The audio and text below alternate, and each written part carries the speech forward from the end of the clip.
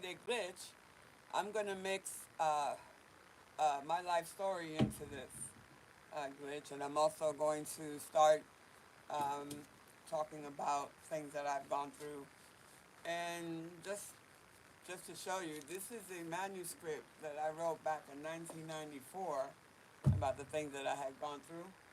And I was ready to publish a book. I had someone approach me about publishing my life story, and right now in our day and age, especially what's going on in the United States, I don't believe I have the luxury of time anymore to sit down and write my life story or anything like that. But in doing so and telling my life story, I just hope that it reaches the people that it needs to reach, and help, maybe help somebody out there someday. Okay, so today, February 28th, is the national boycott is going on today. Economic boycott all day long. And I've been posting this on Facebook, and we've all agreed to not buy anything today at any retail stores. And the takeaway that is this is what's going on today, February 28th. Yeah, I'm not buying anything. I don't have any money anyway, but even if I did, I'm not buying anything. I'm staying home. No gas, no McDonald's, no Starbucks. But anyway, it's a national economic blackout is what's happening today, and it's encouraging people not to buy anything for 24 hours. And its initiative was led by a group called the People's Union, is the one that started the blackout today for the economic blackout. And we are urged not to buy in major retail stores like Target. Target is mentioned, Amazon's mentioned, Walmart are some of the places that we're going to avoid today. And just, I believe it'll work. I believe it'll send shockwaves into the powers that be, whatever has been taking over the United States here. This corporate greed, all this that's going on in the United States. This blackout should be the first of many. If they don't listen, we can continue putting the pressure on. If you have to buy something, buy local. They're local farmers. Support your small businesses. If you have to go buy something, don't get any gas today. And they were afraid that people would binge shop before this boycott today or after. But the point is that they're going to hear the voice of the people now. I mean, we're not going to buy anything, so it's going to affect their numbers, and they live for money. So anything that you do, anytime you do anything to corporations that affect their money, they are going. It's going to get their attention. Okay, so that's what's going on today. No buying anything. I don't plan to buy anything. I hope that, like I said, I hope it does affect some kind of change. I hope this is the beginning of something, because if it triggers them and they start reacting and, oh, that's the time to hit and start doing this systematically. There are also protests that are and blackouts planned for other days in March that specifically Target and Amazon on different corporations on those days. But for today, don't buy anything, gas, nothing. Just like I said, I'm broke. I wasn't gonna buy anything anyway today. Uh, but let's just do this. Divine timing. That's right. Yep. I believe that. I believe these are the times that. Thank you, Enick.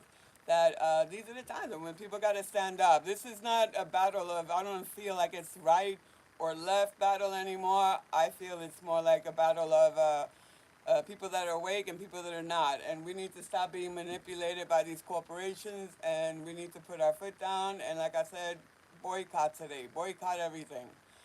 Now, what I originally wanted to do in this video was talk about my life story. Like I said, I was supposed to publish a book, and with the climate in the United States, where it's so fascist, everything is getting too fascist, where you can't say things, all the censorship.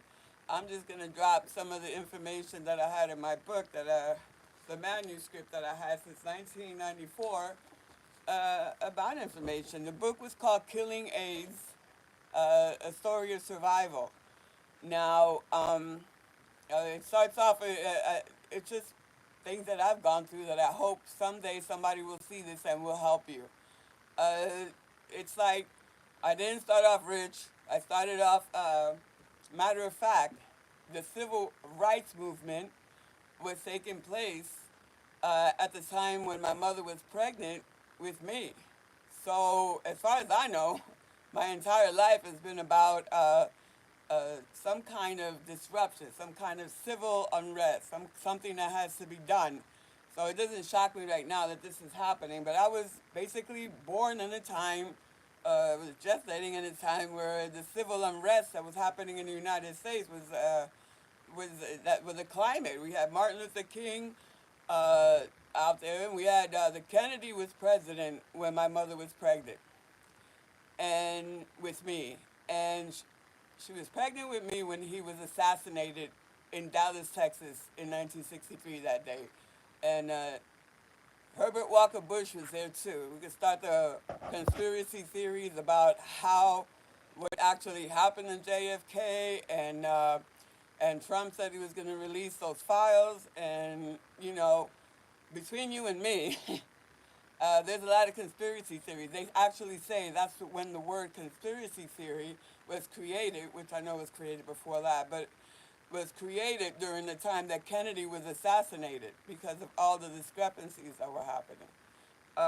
First, they said it was a shot that came from a library, and then it was the grassy knoll, and then to add the Mandela effect into this mess, I thought that the limo that Kennedy was in was only a four-seater.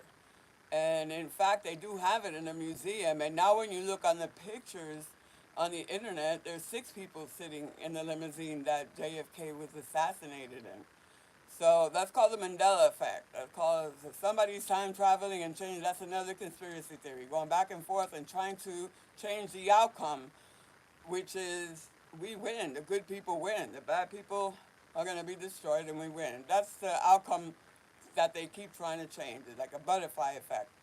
But anyway, the Kennedy assassination was subject to a lot of questioning from people. It was like, so if he got shot from behind, why did his head go back? And he must have been shot from, then they started with the grassy knoll conspiracy theory. What actually, I believe, happened was he was shot by either the driver or the guy that was in the passenger seat. Now, these are all conspiracy theories, but when you see the way his head went back, you could tell that the trajectory of the bullet must have came from the front seat of that limo.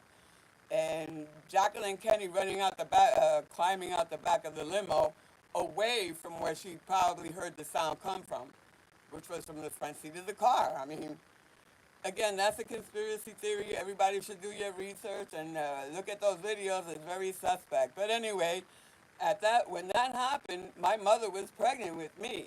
I was in her belly, and she went into a panic when she heard that JFK had been assassinated. Now here, my mom was here they are in the South Bronx, and my mom could understand enough English, but she didn't speak it. And then all her friends, again, of course, Puerto Ricans, we were bilingual, but yeah, I remember the 5th of November. But my mom didn't speak English too well, and all of her little friends got together, and they were like, oh my God, does that mean the Russians are going to take over? What's happening? Kennedy is this. They had no idea how the system actually worked, that the vice president was going to become president. They thought the president was gone, and who knows what's going to happen next. Plus, there was that Cold War with Russia going on. It wasn't really a Cold War. The Bay of Pigs, they were actually going to start World War III. But with that climate that my mom was in, I was in her belly. I was like, what's going on out there? Let me out. So anyway, I was born 2 months premature. And now everybody knows my age. I'm an old lady. Uh, but I was born in 1964 after the Kennedy assassination. Like I said, my mother was pregnant, and they started all kinds of rumors. They were panicking. They didn't know what was going on, and my father wasn't there to explain it because he was at work. So then, that evening, I guess he calmed her down. Everybody was more calm. But like I said, I was being gestated while Kennedy got assassinated. So I came out with that. I have this embedded in me to want to, there's something going on. I want to know what it is. Let me out.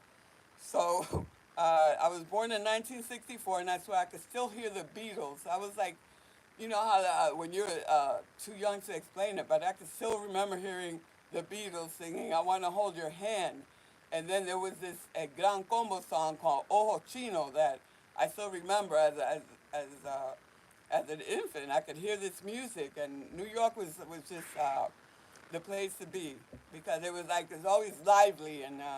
There was the music, there was the food, the smell, the people. It was just the way I was raised in the South Bronx to watch out. That was when the Vietnam War was going on too. It was like when we would go downstairs, my mom would say, "Watch out behind the stairs on the last floor down, the first floor, because that's where the junkies go to shoot up." And she, you know, she said that one time we came at you, want to see? Look. So we walked up, and there, sure enough, there was a junkie leaning up against the wall, and his head was down, and he had just shot up, and he was just going back and forth. So these are the things as a child that I had to learn to stay away from the bottom of the bottom stairs, and things that are taught to people from New York, little children from New York. This is how we grow up. We grow up being street smart.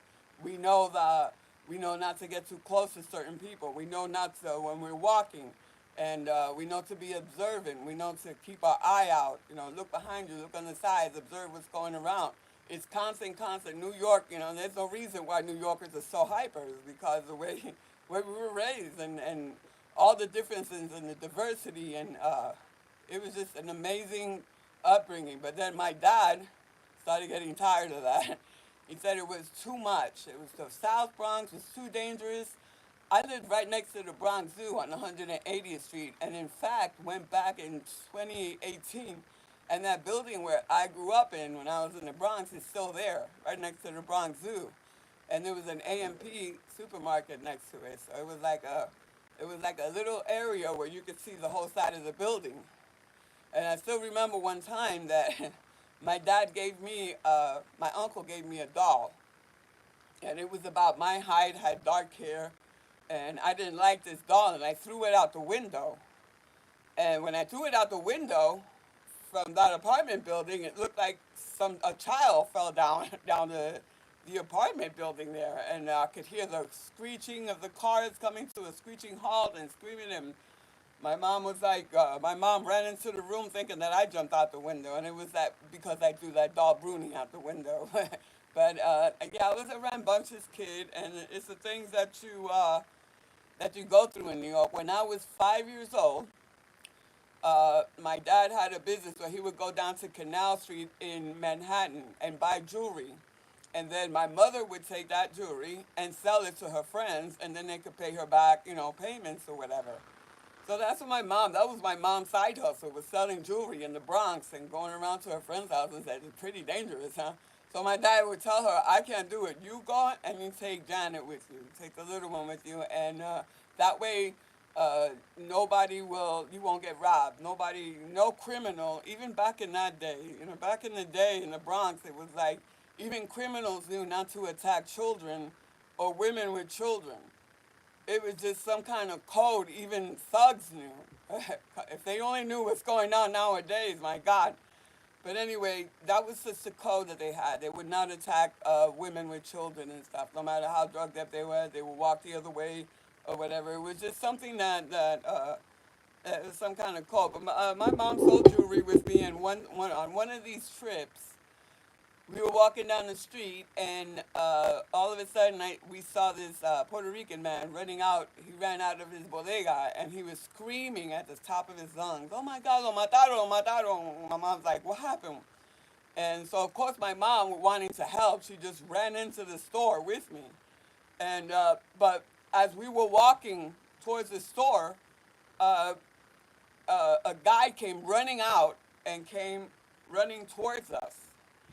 And this was after the man came out and he was yelling. The guy came running out. He came running towards us, and he stopped right in front of my mother and I. And I could see he had the gun in his hand. And I looked right in his eyes, and he stopped dead in his tracks.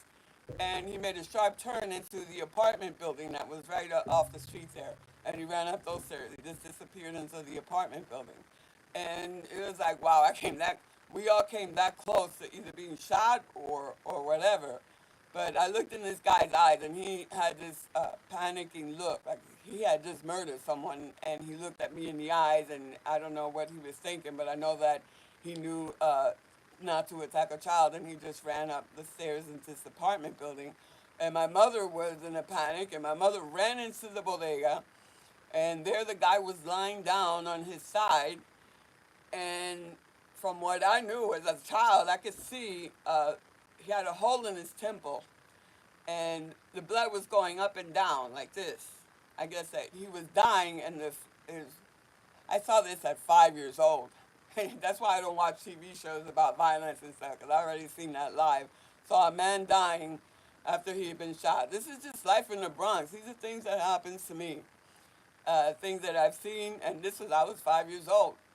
So, growing up in New York was an education that you're not going to get anywhere else. I'll tell you that. So, after that happened, like I said, I'm talking about my book now because I wanted to let people know uh, that no matter what happens, no matter what you're facing in life, no matter what we all are facing in life right now, we're going to beat this, okay? No matter what situation we're in, we're going to beat this. We're going to win. We're not going to, like I said, as a child being brought up in New York, it's a whole other, we're built different. And things like this revolution don't scare me. People like Trump don't scare me and stuff like that. But like I said, as a child, and then my dad had had enough of the Bronx. There was too many gangs out there. I mean, we saw my grandma lived near the Spanish Skulls in the Bronx, and I remember the graffiti on the walls when we would go over to visit her, the Spanish Skulls territory. And, my dad had had enough of the Bronx. He said, we got to go somewhere safer. So we moved to Brooklyn. Brooklyn. And we moved to Bay Ridge, Brooklyn, and we lived there. This is where we saw the World Trade Center going up. You can see the World Trade Center from where I live. You can see the scaffolding and those long, the forks that they would put on there as they were building the World Trade Center. And we would see that. And my school was right on the same street, 4th Avenue. And we grew up seeing the World Trade Center being built. And this was a better place according to my dad for us. And but we met a lot of people with a different vibe. It was more like an Italian. We had the Italian section right next to the Puerto Rican section, so we had the best pizza ever. But there was a lot of things that were going on, and again, we were taught as children. Uh, if in the event a cop would ask you anything, you don't know anything. Okay, I don't know nothing. I don't know nothing. I don't know anybody's name. But these are things that I went to. New York was quite an education for me. I mean, it was something that not everybody will have to go through. I know that there's people, we used to watch TV and watch like Little House on the Prairie. Oh, look at that, those people, how nice to be in nice little houses and stuff. And here we're sitting in the hood. And it was a totally different world. What people would call normal, we were like, wow, that's a fairy tale when you're living in New York. When you're living in these places like the South Bronx and in Brooklyn, all that looks like a fairy tale to us. So finally, my dad wanted to just leave New York. I mean, before we left New York, he opened a candy store on 4th Avenue. And I don't, you didn't hear this from me, but he wasn't selling no candies. I don't know what was going on there, but in the basement, they had an alarm system. And one day, they would be full of boxes, and the next day, the boxes were gone. So, yeah, whatever, right? So must have been some kind of front, and we had a lot of Italian friends, and my mom would buy cigarettes. Statute of limitations is far gone, but my mom would buy cigarettes without the stamp on the bottom. Because, yeah, that's what's up. That's what we did in the big city. We found a side hustle, and we ran with it. And like I said, the next thing I know, we moved to Florida, and that was a whole different world. And I went from being the majority, where we have Puerto Ricans everywhere, to being a minority and understanding what's going on. And yeah, we had our house, but it was really weird, culture shock, going from the Bronx and from Bay Ridge, Brooklyn, and going into Florida, into West Palm Beach. Uh, and if I feel like Trump has followed me all my life. He was in New York. Everybody called him a slumlord. He was a bad man. And like now I'm in Florida. He's still near me in Mar-a-Lago, like 45 minutes, half hour away from me. Like I can't get rid of this son of a bitch. But anyway, that's just a part of chapter one of what's going on. I want everybody, would like everybody to know that uh, being brought up in a big city kind of trains you for whatever can come our way. So, and like I said, I'll be adding more to this story. A lot of interesting stuff, of things that I've been through, and understand that we all have a story to tell, and hopefully my story will help some people out there. If you're scared, if you think you're gonna, whatever, there's a lot of things that I'm hoping to speak. And like I said, I was gonna write a book, but we don't have time for that right now. There's too much censorship and fascism going on out here. So, at the risk of sounding redundant, it's February 28th. Nobody buys shit out there. Everybody stand up together and protest this. And let's see what's gonna happen after today. Let's see how we rattle their pockets. All right. All right. So